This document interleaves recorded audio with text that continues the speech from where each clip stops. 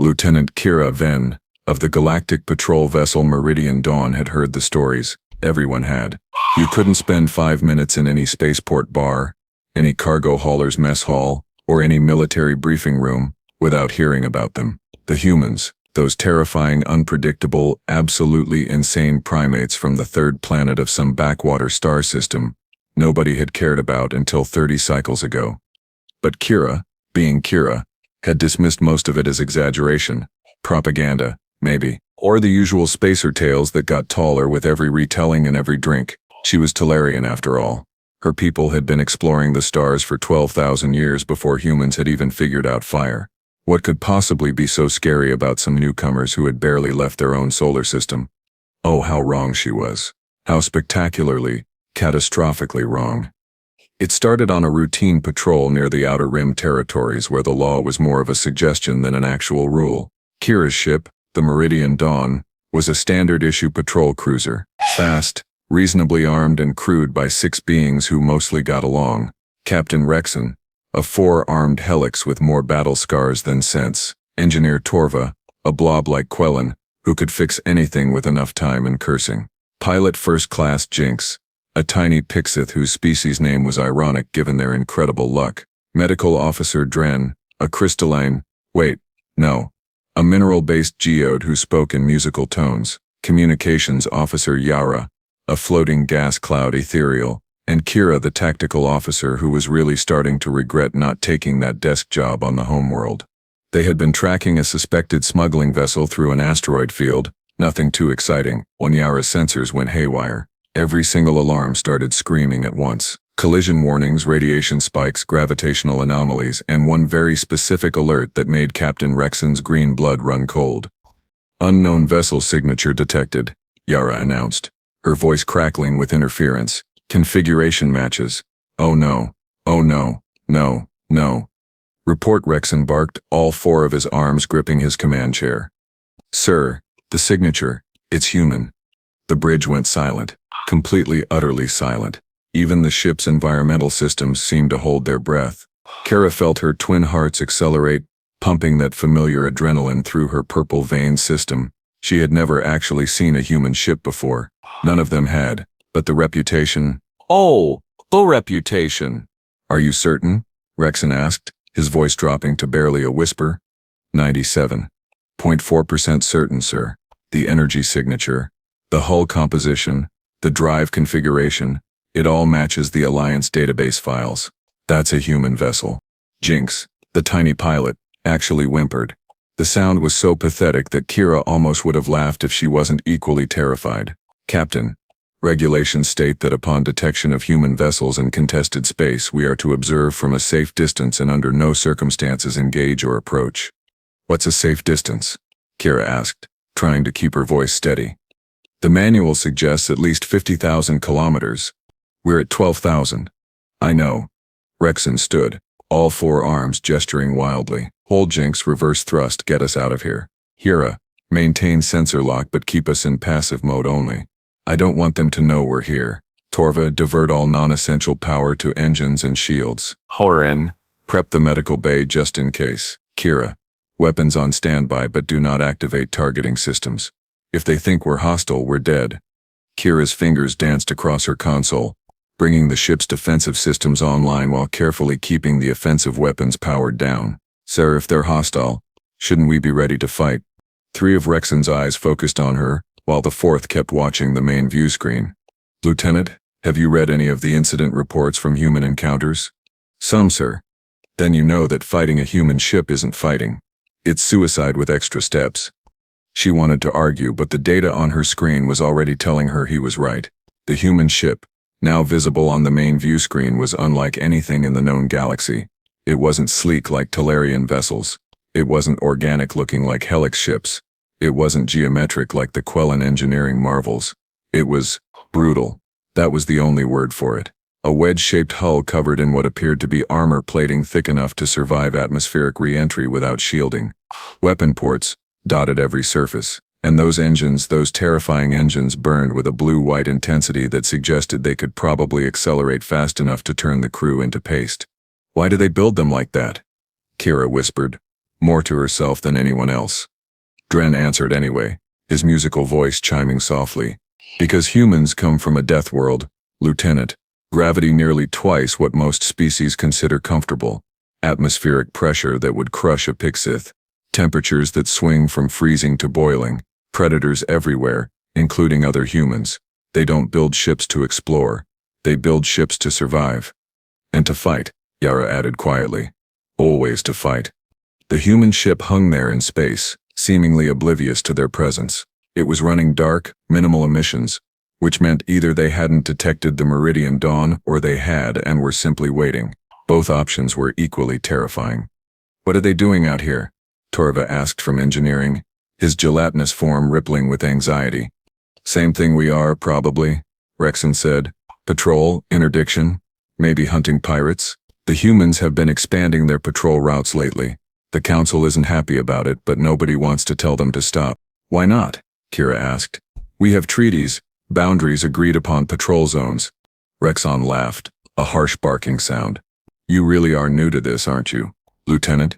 The council once sent a diplomatic vessel to lodge a formal complaint about human territorial expansion. The human response was to send back a data package containing a complete historical record of every war they'd ever fought. All 11,000 years of it. The recorded conflicts alone took 3 cycles to review. The message was clear. Don't push them. Kira stared at her console. 11,000 years of warfare. Her people had been spacefaring for 12,000 years, and had been at peace for the last 8,000. The idea that a species could spend their entire recorded history fighting, against their own world, against each other and now potentially against the stars, was incomprehensible. Captain, the human ship is moving, Yara announced suddenly. Vector change. They're turning toward the asteroid field. Wait, I'm picking up additional signatures. Multiple small craft, non-military configuration. The smugglers we were tracking. Let them go, Rexon ordered immediately. This is the humans' problem now. Sir, those smugglers have a cargo hold full of illegal weapons. We've been tracking them for 2 cycles. If we let them slip away, better they slip away than we end up on the wrong side of human attention. But it was too late. The human ship's engines flared, brilliant and intense, and it accelerated toward the asteroid field at a speed that should have been physically impossible. The Meridian Dawn sensors screamed warnings about gravitational shear, but the human vessel didn't seem to care. It carved through space like a knife through flesh, closing the distance to the smugglers in seconds. They're hailing the smugglers, Yura reported, audio only, translated through standard protocols. Let's hear it, Rexon said. The voice that came through the speakers was distinctly human. Male, probably, though it was sometimes hard to tell with their species. But what struck Kira wasn't the voice itself. It was the tone, calm, almost bored, like the speaker was discussing the weather rather than confronting armed criminals in deep space. Attention unidentified vessels. This is the Human Confederacy ship Valor's Edge. You are operating in violation of Galactic Commerce Law Section 12, Subsection 47, regarding the transport of restricted weapons technology. Power down your engines and prepare to be boarded. You have 30 seconds to comply. This is your only warning. The smugglers predictably ran. 3 small ships broke from the asteroid field, engines burning hard, trying to scatter in different directions. It was a classic escape maneuver. Split up, force the patrol ship to choose one target, let the others escape. Kira had seen it a dozen times. The human ship didn't choose. It simply opened fire. What happened next would be seared into Kira's memory for the rest of her life. The Valor's Edge deployed some kind of drone swarm. Dozens of small autonomous units that peeled off from the main ship and pursued each smuggler vessel independently. Simultaneously, the main ship's weapons, something that looked like magnetically accelerated projectiles, not energy weapons, fired with impossible precision. The first smuggler's engines exploded in a spray of superheated plasma. The second took hits to its maneuvering thrusters, sending it into an uncontrolled spin. The third tried to jump to faster than light, but some kind of electronic warfare package, must have fried their systems because the jump field collapsed before it could form. 30 seconds. The entire engagement lasted 30 seconds. 3 hostile vessels disabled without destroying them, without killing the crews, but with such overwhelming force that resistance was never an option. By the void, Jinx whispered. They weren't even trying. Rexon nodded slowly. That's what makes them dangerous. This is them being gentle. The human ship was now deploying what looked like boarding craft toward the disabled smugglers. Professional, efficient, terrifying in its competence. And then just when Kira thought they might slip away unnoticed, Yora's console lit up like a festival display. Captain, we're being hailed by the humans. Every being on the bridge froze. Kira's tactical display showed the human ship's sensors were now pointed directly at them. They had known the Meridian Dawn was there the entire time. Of course they had. Answer it, Rexon said after a moment, straightening all four of his arms in what passed for military bearing among his people. Let's see what they want. The view screen flickered and suddenly Kira was looking at a human. Her first human. He was tall, she thought, though it was hard to judge scale through a screen. Dark skin, darker than any Telarian shade. Short hair, military cut. Eyes that seemed to take in everything at once. He wore a uniform that was functional rather than decorative, dark blue with insignia she didn't recognize. And he was smiling, actually smiling, which somehow made him more terrifying rather than less. Galactic Patrol Vessel Meridian Dawn, the human said, his translated words perfectly pleasant. I'm Commander James Okafor of the HCS Valor's Edge. We detected your presence approximately 17 minutes ago. You've been maintaining a respectful distance and showing no hostile intent, which we appreciate. We're currently securing 3 smuggling vessels in possession of restricted weapons technology. Would you like to coordinate custody transfer, or shall we process them through human jurisdiction? Rexon's mouth opened and closed several times before words came out. Commander Okafor, this is Captain Rexon. That is, the smugglers were our investigation. However, given your successful interdiction, we have no objection to human jurisdiction. Understood, Captain. We'll handle the processing and forward the relevant reports to Galactic Patrol headquarters. The weapons they're carrying are human manufactured, by the way. Stolen from one of our outer colonies 6 months ago. We've been tracking them ever since. You've been tracking them for 6 months? Kira blurted out before she could stop herself.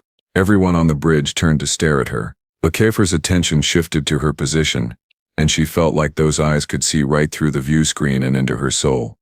That's correct. And you are? Lieutenant Kira Venn, sir, tactical officer. Lieutenant?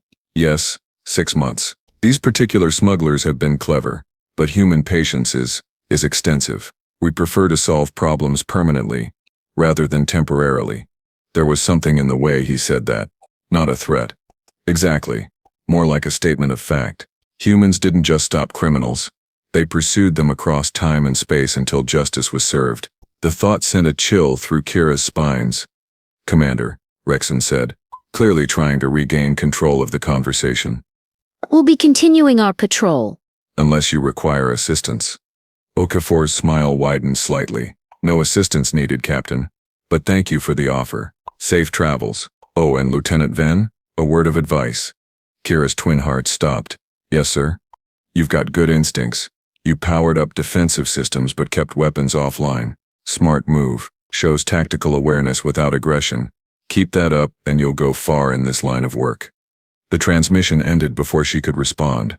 The human ship, the Valor's Edge, was already moving away, towing the disabled smugglers toward some destination unknown. Within minutes it had vanished from sensors, leaving the Meridian Dawn alone in the asteroid field. Nobody spoke for a long moment. Then Torva's voice crackled over the intercom. So, are we all in agreement that humans are absolutely terrifying? Unanimous, everyone answered at once. Kira slumped in her chair, her hands still shaking slightly. She had heard the stories, the warnings, the reputation, but hearing about humans and actually encountering them were 2 entirely different things. They were efficient, professional, and powerful in ways that made the rest of the galaxy seem slow and clumsy by comparison. And Commander Okafor had known her name. He had noticed her, specifically, out of a crew of 6, through nothing but sensor data and brief observation. What kind of species could do that? Jinx. Get us out of here, Rexon ordered, wearily. And someone update the patrol log. We encountered a human vessel. They were polite, professional, and we're all very glad we didn't do anything stupid. As the Meridian Dawn turned away from the asteroid field and back toward safer space, Kira couldn't help but glance at the long-range sensors one more time. The human ship was gone, but the memory of it lingered. That brutal, efficient, terrifying vessel. Des Deveur, is said by but Eving Dausemes.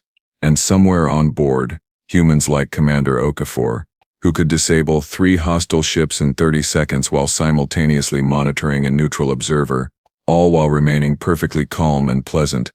Her instructor at the academy had been right. If you see a human ship, you have 2 options. Either be extremely respectful and stay out of their way, or run like your life depends on it, because it probably does.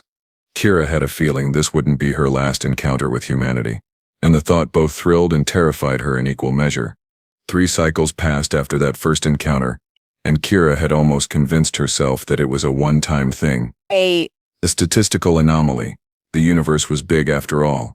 The chances of running into the same species twice in the vast emptiness of space were astronomically small. She really should have known better. The call came in during what was supposed to be a quiet shift. Kira was actually enjoying a cup of warm spiced nectar in the mess hall, playing a strategic board game with Jinx and losing badly, when the emergency alert klaxon started wailing. Not the standard alarm, the big one. Holy. The one? The one that meant somebody somewhere was having a very bad day. All hands to stations. Captain Rexon's voice boomed through every speaker on the ship. We have a distress signal from a civilian transport. Multiple casualties reported. Pirate attack in progress.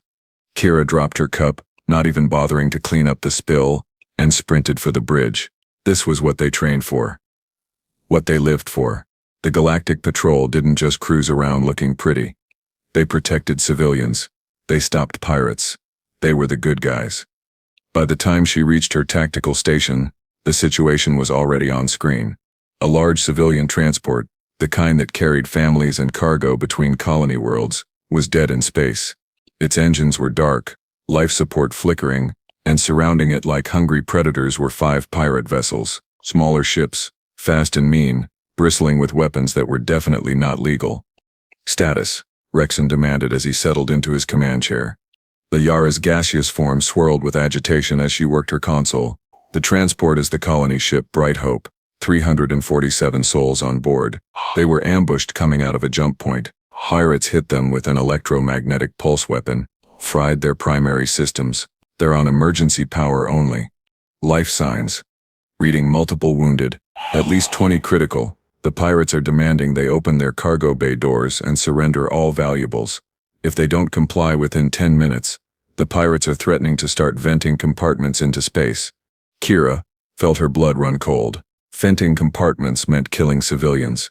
Men, women, children. Just to make a point, just to show they could. Time to intercept?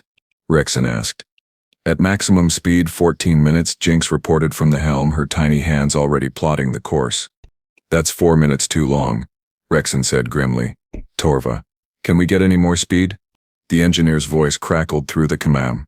Not without burning out the engines, Captain. And then we'd be dead in space too. Kira stared at her tactical display, running calculations in her head. The Meridian Dawn was a patrol cruiser, not a warship. They had weapons, sure, but 5 against 1 were bad odds. Even if they arrived in time, even if they fought perfectly, people would die. The pirates would make sure of it. They always did. Take hostages, use them as shields, force the authorities into impossible choices. The captain, she said slowly. Whoa. We need backup. The Bright Hope has 14 minutes at best. We need someone closer. There's nobody closer, Yara said. I've checked. The nearest patrol ship is 3 hours away. The nearest military vessel is even further. We're it. Rexon's 4 hands gripped his armrests hard enough that Kira could hear the material creak. She had never seen their captain look so helpless, so defeated before the battle even started. Transmit a priority distress call on all frequencies, Rexon ordered. Maybe we get lucky. Maybe some cargo hauler with a spine decides to help. It's a long shot, but it's all we've got. Yara worked her console, and Kira watched the broad-spectrum distress signal pulse out into space. A desperate plea for anyone at all to help save 347 innocent lives. For exactly 12 seconds, nothing happened. Then every sensor on the ship went absolutely insane. Contact, Yara shrieked, her gaseous form compressing with shock. New vessel, extreme velocity.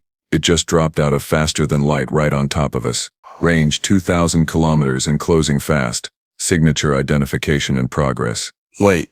Oh void. Oh no. It's them. Kira didn't need to ask who them was. She could see it on the view screen as the tactical display updated. All that distinctive wedge-shaped hull. Hey! That brutal, functional design. Those engines burning with impossible intensity. The humans had arrived. But this wasn't the Valor's Edge. This ship was smaller, sleeker, but somehow even more dangerous looking. It had less armor plating, but more weapon ports. Racing stripes, actual racing stripes, were painted along the hull in bright red, and stenciled on the side in letters big enough to read from 5,000 kilometers away was a name. Retribution's price. They responded to our distress call, Jinx whispered. The humans actually came to help. Or they're here for something else, Rexon muttered. Either way, things just got very interesting. The human ship didn't bother with hails or introductions. It simply accelerated past the Meridian Dawn at a speed that made their own maximum velocity look like a leisurely stroll. In the time it took Kira to blink, the Retribution's price had covered the distance to the Bright Hope and positioned itself directly between the civilian transport and the pirate vessels. Then the humans opened a communication channel, and Kira heard a voice that would haunt her dreams for cycles to come.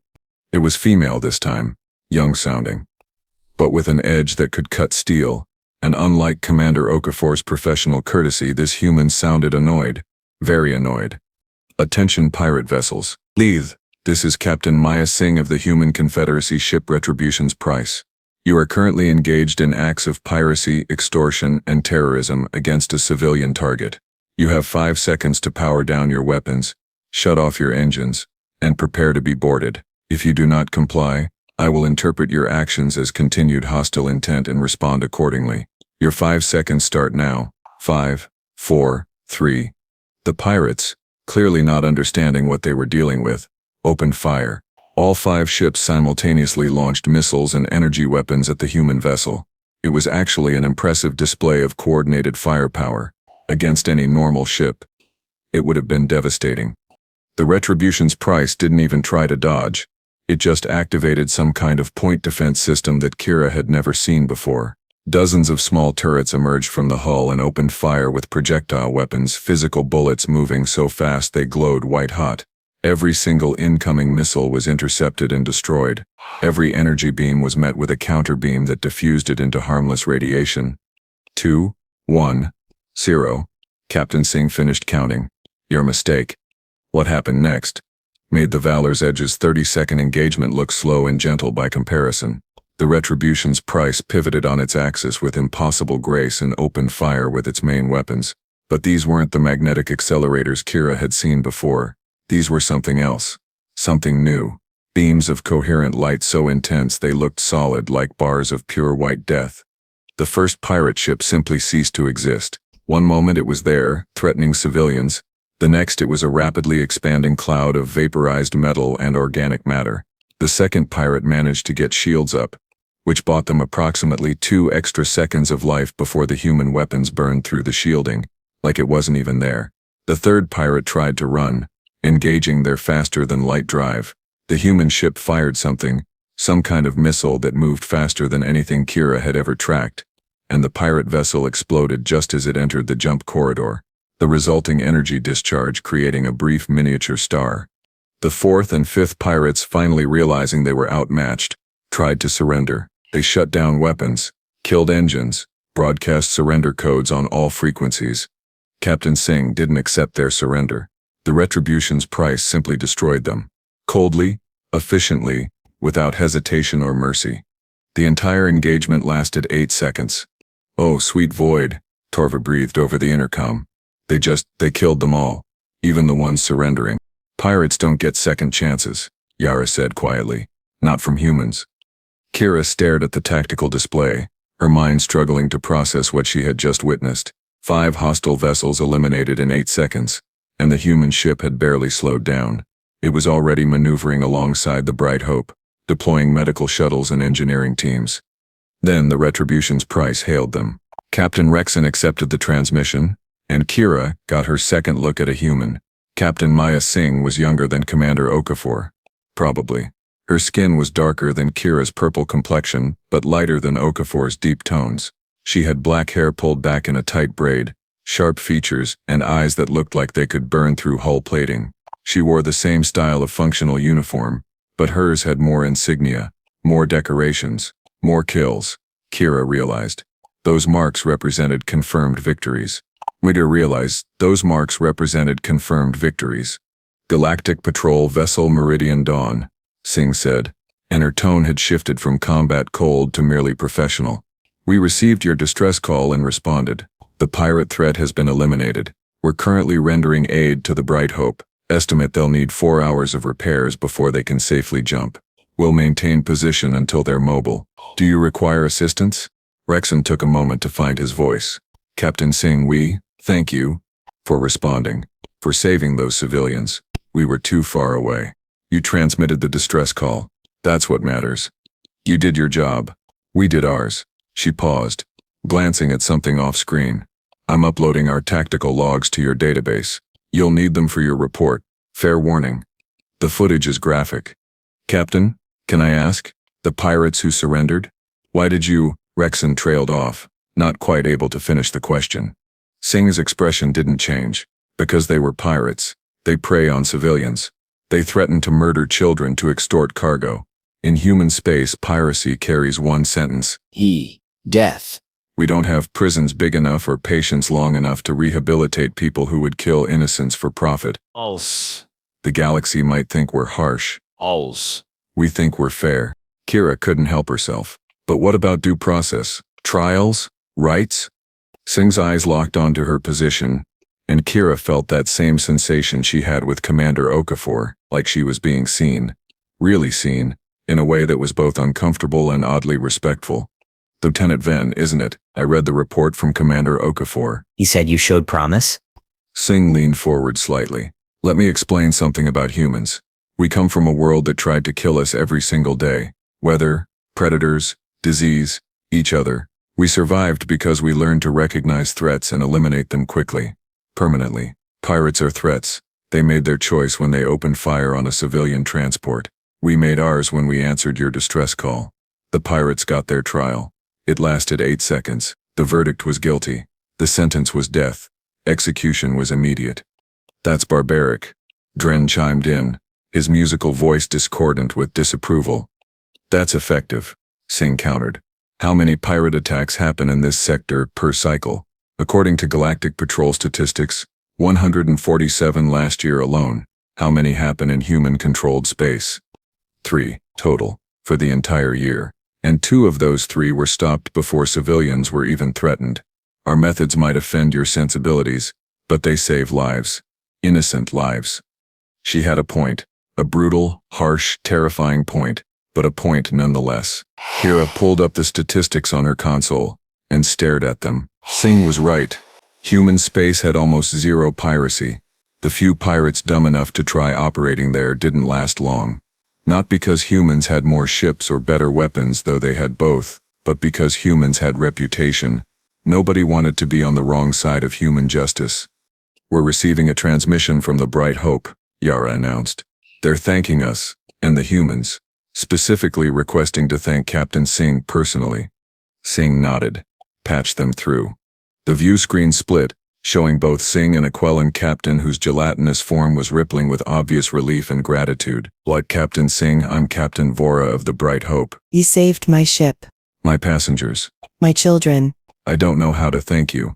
No thanks necessary, Captain Vora. Just doing our job. Just doing our job. But the speed, the response time. How did you get here so fast? The nearest human patrol route is days away. Singh smiled, and it was the first genuine smile Kira had seen from her. We weren't on patrol, Captain. We were hunting. Those pirates have been operating in this region for 6 months. They've hit 4 transports, killed 32 civilians, and stolen enough cargo to fund a small army. We've been tracking them, studying their patterns, waiting for them to make a mistake. When we heard your distress call, we knew it was them. We were already in position. You were hunting them for 6 months? Vora asked, his voice full of awe. Humans are very patient when it comes to justice, Captain. We'll follow criminals across the galaxy if we have to. Time, distance, difficulty, none of that matters. What matters is that people who hurt innocents face consequences. Kira thought back to Commander Okafor, tracking smugglers for 6 months. Now Captain Singh hunting pirates for the same duration. She was starting to see a pattern. Humans didn't just react to crimes, light pursued them, relentlessly, obsessively. They would spend months, maybe years, just to make sure justice was served. The conversation with the Bright Hope continued for a few more minutes, Singh arranging for repair crews and medical assistance, coordinating with the Meridian Dawn on jurisdiction reports, handling a dozen administrative details with the same efficiency she had shown in combat. Then she signed off with the transport and turned her attention back to Rexon. "Captain, we'll be remaining on station until the Bright Hope is mobile. You're welcome to stay as well, or continue your patrol. Either way, it's been a pleasure working with you." "The pleasure is ours, Captain Singh," Rexon said, and he actually sounded like he meant it. "If you don't mind me asking, where will you go after this?" Singh checked something off screen again. "We have reports of a slaver ring operating near the Tertian Nebula. We'll be heading there next. Standard procedure: hunt, find, eliminate."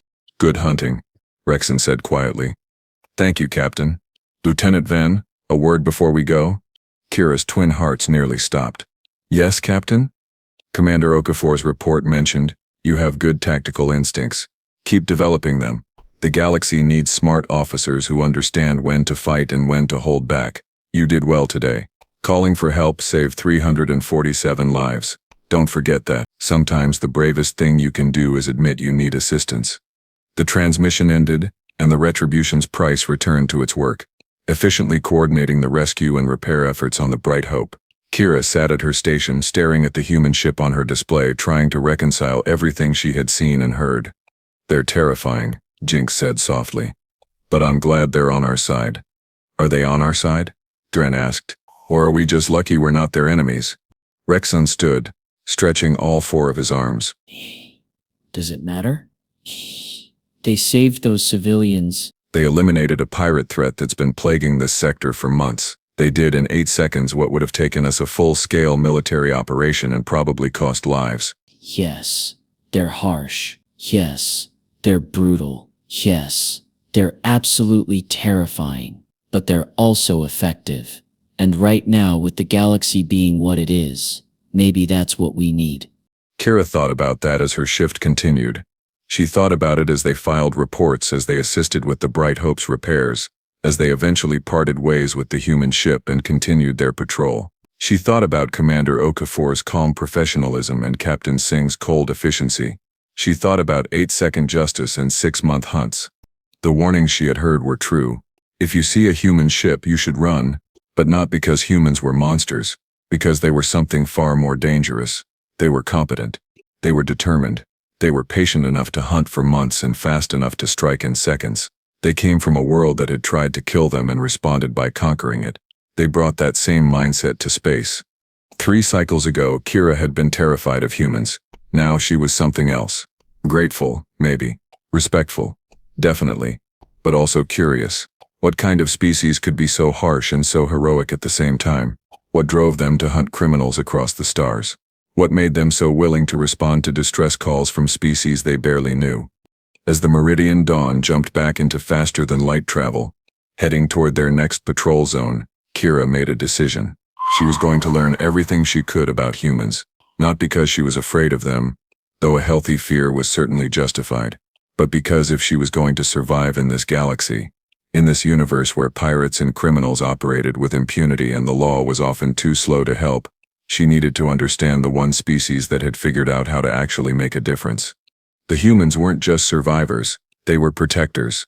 Harsh protectors, brutal protectors, terrifying protectors, but protectors nonetheless. And maybe, just maybe, that was exactly what the galaxy needed. Somewhere out there, the Retribution's price was already hunting its next target. Somewhere else, the Valor's Edge was tracking down criminals. And across human space, dozens, maybe hundreds of similar ships were doing the same thing, making the galaxy safer. 1 8-second engagement at a time. Kira smiled to herself, a small private expression that none of her crewmates saw. She had been warned about humans, everyone had, but nobody had warned her that she might actually come to admire them. The galaxy was a big place, full of wonders and dangers, and somewhere in that vast expanse, humanity had carved out a reputation. Not as conquerors or tyrants, but as the ones you called when everything went wrong. The ones who showed up, the ones who fought, the ones who won. If you see a human ship, run, unless you're the one who needs help. Then you pray they're close enough to hear your call.